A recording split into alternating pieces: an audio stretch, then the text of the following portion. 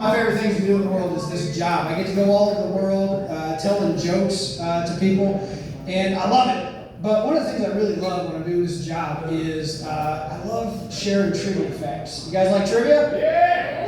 Yeah, me too. And I'm going to share my favorite trivia fact with you guys. Here it goes.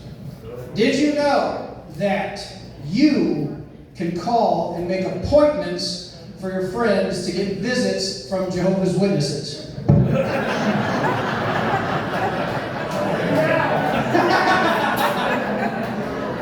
love to share that because I say it and people get out their phones and they're like, yeah, Karen's fucked.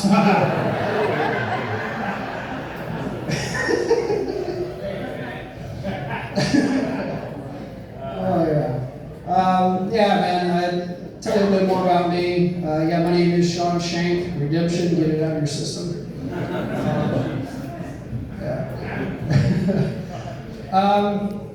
I was born legally blind, guys. I was born legally blind. Most people are born, they have 20/20 vision in each eye. I had 20 over 1,000 in each of my eyes. To date, I've had 34 eye surgeries. Yeah. One more, I get a set of steak knives. But as also happens, guys, I am furiously colorblind, which is a weird disability to have, colorblindness, because here's the thing. I tell people I'm colorblind, and the first thing that they do is they go, "Whoa, you're colorblind, really? What color is this?" Yeah. Only disability can do that too. Can't do that to other disabilities. Can't walk up to somebody in a wheelchair, tip them out, and go, "Prove it, bitch."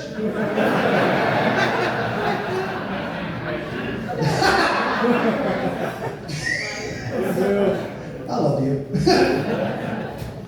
Yeah, man, I got beat up a lot when I was a kid because of my eyesight, man. I got beat up all the time. Especially in elementary school, I got beat up because of my eyes.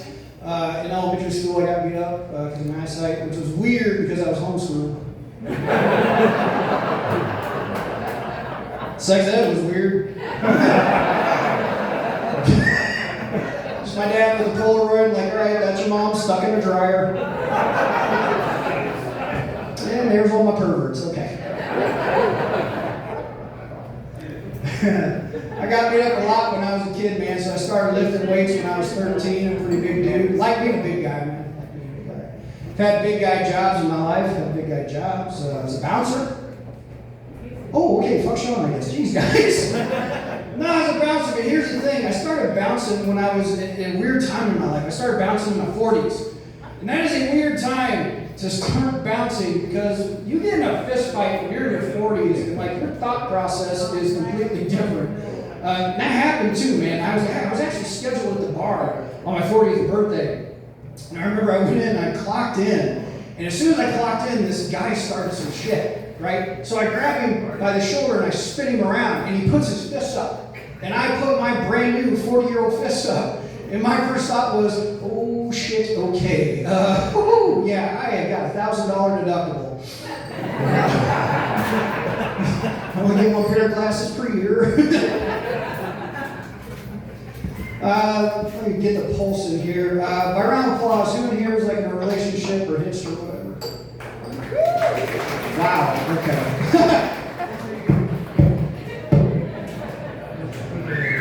All right. That was a pretty hearty clap. How long you guys been together? Nice. Like married or boyfriend, girlfriend? Very. Oh, right. So you pulled the trigger right away. Anybody beat 15? Where you at? Battle Creek doesn't know numbers. It's okay. Huh? How long? 46. Oh, shit. Okay. She said 46. Give her a round of applause. Thank you. Sweetheart, in a row? Same person. All right, let me ask you something, 46. Have they been like all good years in a row? Is it kind of up and down, or? You didn't see it, she went. All right, cool. I've been married 10 years, man. I've done a dime with my wife, and we've had 10 good years. Like, she's my best friend. I love my wife, man. She's like, yeah, no, thank you. No, trust me, the more applause, the more chance I get sex tonight. So, thanks. Babe, Mike gave the double thumbs up. Means we get to do the birthday sex. Hey. $1,000 deductible.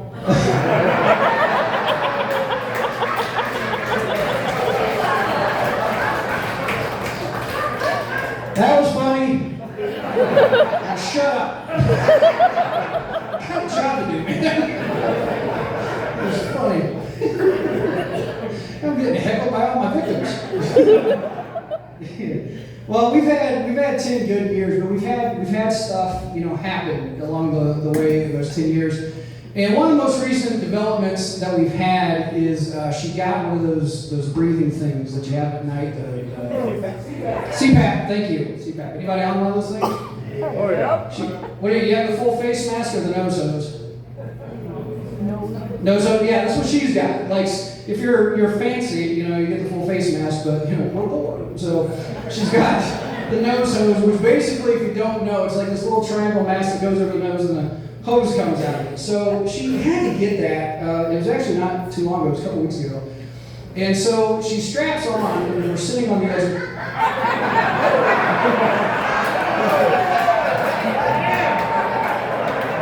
No.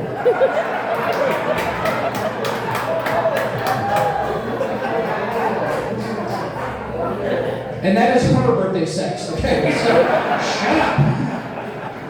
Oh, look at the time. Hon, I hope you're recording this. No, but this is what happened, okay? So she puts it on, and we're sitting on the edge of the bed, right? And so she's sitting there, and this hose is coming out of her face. And she looks at me, and she goes, "I'm not sexy anymore, am I?" And I was like, "No, baby, you're right." It was like, "You're beautiful, like I always love you. You're so beautiful." And then she goes, "I look like an elephant." And I had nothing, 46, nothing. Dude, I sat there for like 5 minutes going. But then finally I was like, I've always wanted to have sex with an elephant. She's so adorable, she was like, "Really?" And I always had a crush on Snuffleupagus. Then we made a snuff film. Hey, the perverts, whatever the ones back there. I like my wife, man. I like her. She really is my best friend. When I first met her, I knew immediately I was going to wife her, like off the get. I knew. And by our fourth date, she was already my girlfriend, right?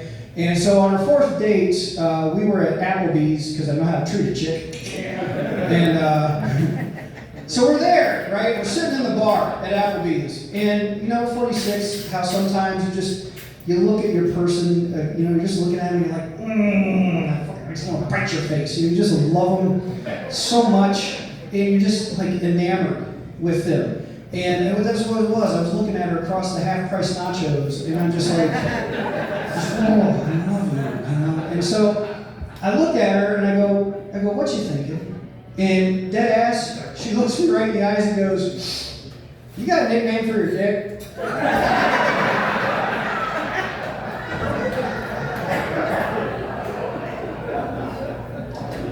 Well, as it so happens, I do. Call it my Tesla. Well, because here, guys, when it runs out of gas, I have to finish it with electric. Sometimes it catches on fire. Thank you, one clap. Appreciate it.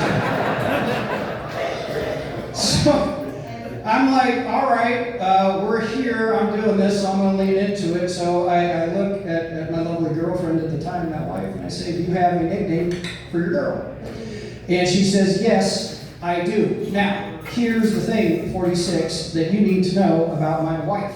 She is a huge video game freak. She loves video games. It's one of her favorite things to do in the world is play video games. So I asked her, I said, "Do you have a nickname for your girl?" She says, "Yes, I call it my PlayStation."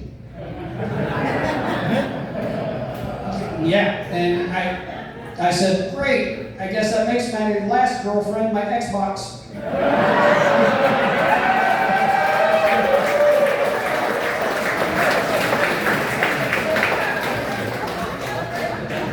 You guys want you guys want to know what happened to Xbox? Became transgender. Yeah, Nintendo Switch.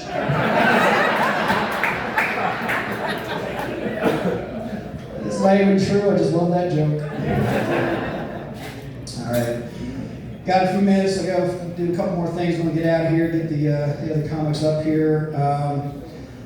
Yeah, guys, I'm so honored to be here tonight for Mike, man. This guy is a dude that I've known him for years, but over the last couple of years we've become like closer friends and stuff, and he has done stuff to help me, because I am in no way in any realm, shape, order, or anything to be able to help him out, and he has gone above and beyond to help me out in my career. That's the kind of human being he is. Him and his beautiful wife. So give him a round of applause.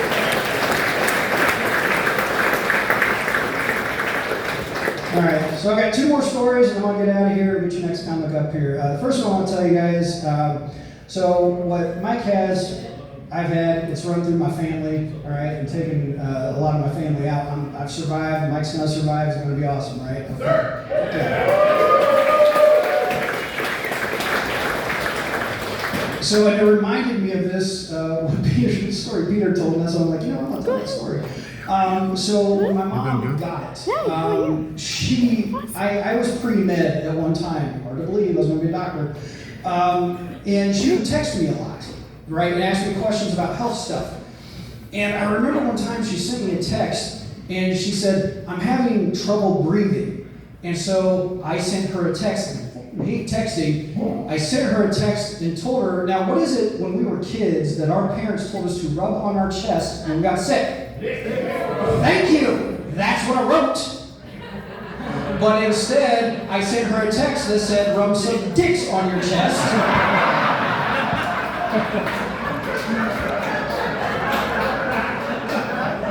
Yeah, Dad was pissed. 46, she was not.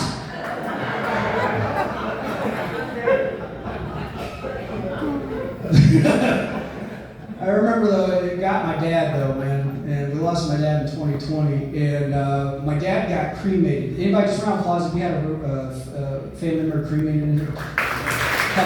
Okay, so those of you that don't know, this is what happens. When you get a relative cremated, they put them into a donut box, and they give them back to you.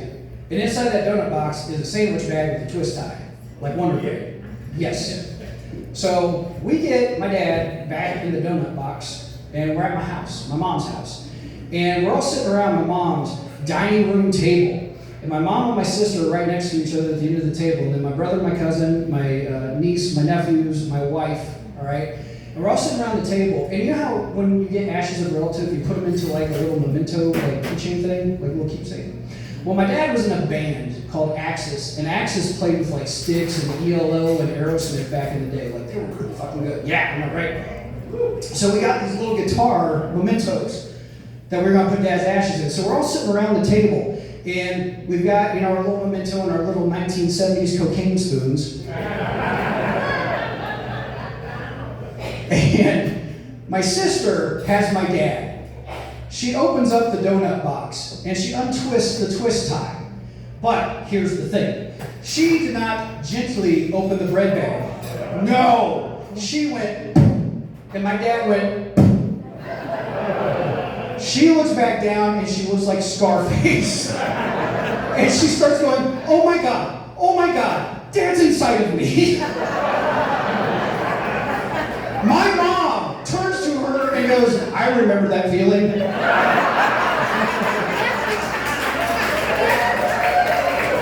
Guys, my name is Shank. You've been absolutely wonderful.